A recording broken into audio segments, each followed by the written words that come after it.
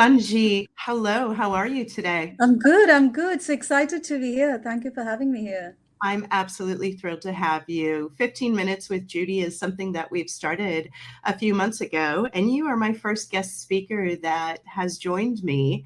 And Wow. yeah, this is a great event. I'm so happy. So for everyone, hi, I'm Judi Platz, and I'm the Chief Customer Officer of SupportLogic. And I'm joined by Sanjeet Bali. And Sanjeet is an industry executive who has been in our industry doing remarkable things. And I have had the pleasure of knowing her for a number of years. And we recently reconnected at a live event. And so glad that we did. And you get the Absolutely. pleasure of hearing from her today. Thank you, Judy. Thank you Absolutely. for having me. Sanjeet, I thought that we could focus today. It is the middle of January, or towards the end of January, I guess, already. And I Yep. know a number of organizations are still focused on coming up with what they're going to do in 2024. And I know we're being inundated with a lot of, press and writings and conversations about the industry trends and such. But I think in a smaller group session like this, especially, we can get a little more in depth on some of those things. So Sure. would you be okay to talk about that topic? Of course. Absolutely. Wonderful. Thank you.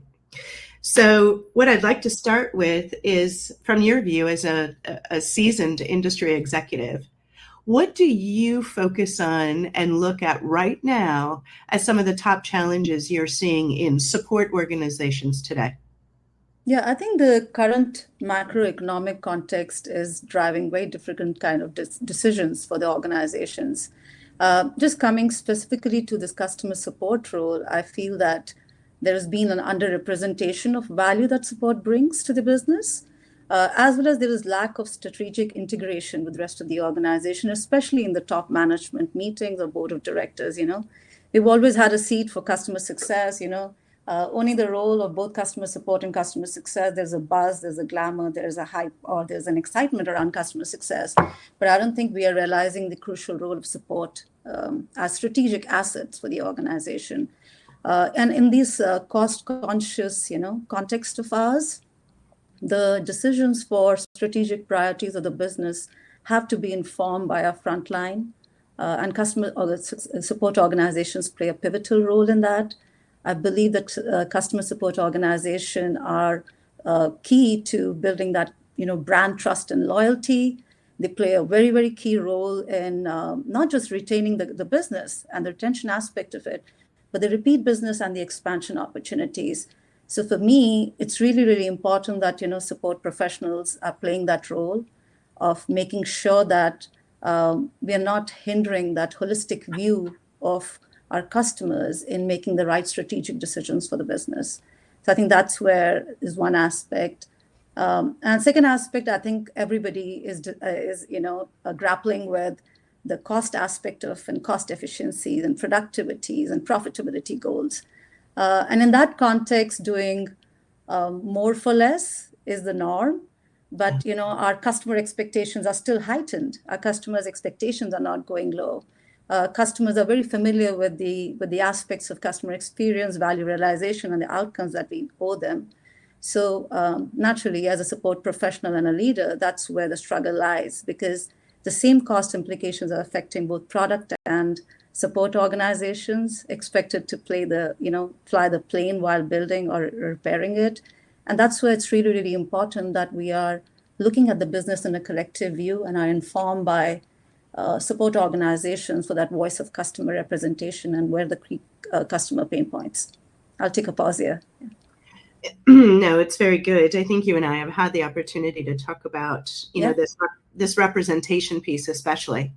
Yeah, exactly. And I think there's a role that support leadership has to play there, and the good and great support professionals and leaders know that there's a mission to support organization. Like I've never led any support organization where it wasn't clear that we are the reason customers will buy from us, because ultimately we all know that products become commoditized, and strategic differentiation is your customer support, your customer success, and your professional services organization. And I want to see support be given that importance and play that role of that strategic differentiation very well in the organizations. Yeah. Won't that be a beautiful day? We've been looking for that for years, right? And I Yes. think that'll be just an amazing Yep. day. Companies will have a renewed purpose, I think, in a lot of ways. So look forward to Absolutely. that. Yeah. So that's kind of what we talked about, the challenges. And so getting that strategic seat and really having that strategic voice. What do you think if we had to say the top priority, besides that challenge and addressing that, what should the top priority be for a support leader right now?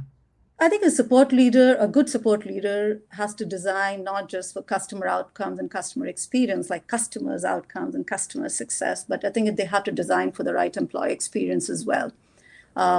Especially in today's context, I think it's imperative that we are in such a grid era where support organizations haven't gone through the right level of transformation, I would say.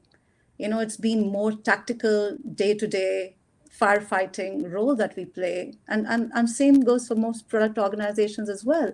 I think the priorities that the organizations today have is that there is a huge scope in bringing right level of operational efficiencies and productivity and customer growth initiatives in support organization as well, with a focus on improving your current processes. Because these processes have been there for a while. You talk about incident management, you talk about escalation management, but dig deep and you'll find the brokenness and the dysfunction there as well. So there is naturally an optimization of these processes, but beyond that, there is a monetization aspect of support. If you are cost center, you lose your leverage to a huge degree. And I think the monetization bus that we were supposed to get on, if we haven't, we better get on it now. And I have done this repeatedly over and over again and proven the point of why monetization works. So I think that's another aspect that, support organizations need to get right, businesses need to get right. In addition to that, the metrics play a very key role. Yeah. And I feel that, and I think you and I have discussed this before, how we have remained, confined ourselves to the siloed metrics for the organization. And this brings me back to the strategic business goals of the business and how, support leaders cannot just keep functioning as functional leaders. We are business leaders too. So there is a need for a collective goals around metrics. Yeah. We talk about faster resolution time, faster response time, customer experience metrics, and naturally, support organizations talk about reducing the friction, reducing the effort, and all those aspects. But I think there's a need for us to target the volume of tickets reduction as a collective metric. And Same goes for the adoption aspects of the business, right? And then, there's another aspect of product enhancement that I can touch upon separately, but metrics become key. Mm-hmm. In addition to that, the biggest challenge that the companies face, and good and great organizations probably started tackling it 6 years back or 7 years back, is scale. Scale remains the biggest challenge. But what great times to be in, because you're supported by such great technology and ways of doing things which are way better and way promising than what we had before. So I think I'm super excited. I'm super excited about technology. Naturally, tech is not a strategy. Tech supports the strategy, so we have to get it right. Yeah, absolutely. And you've made such a difference in the industry, with your thought leadership in this area.